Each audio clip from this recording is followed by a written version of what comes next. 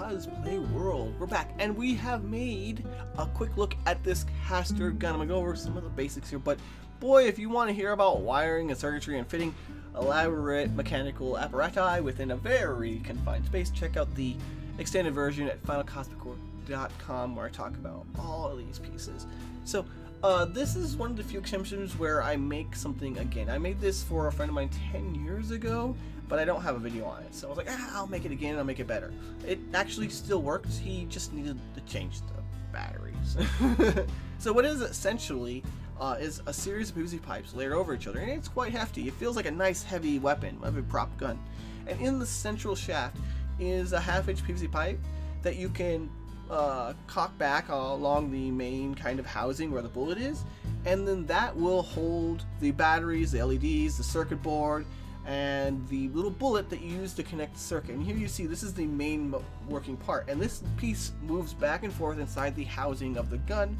And it's yeah, especially in here, this is inside that little like chamber is where all of our circuit boards gotta fit in order for this to work. And it's a very, very tight squeeze, as you might imagine.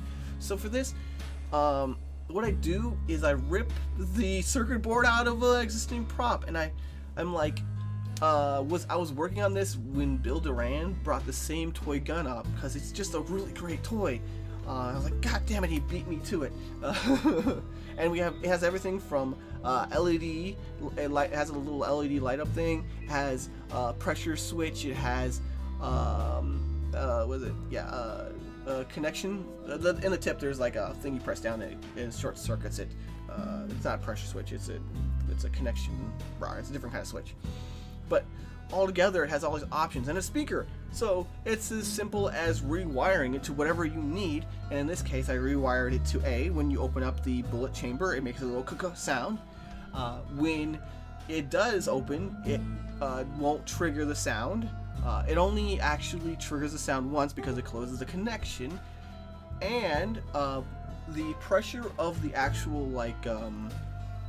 the bullet presses up against there's a copper connection piece. It presses up against the batteries on the inside and connects the circuit. So it can only run when you have a bullet in the chamber. Otherwise, the pressure doesn't touch the batteries, and it doesn't complete the circuit, if you guys have a basic understanding of electronics.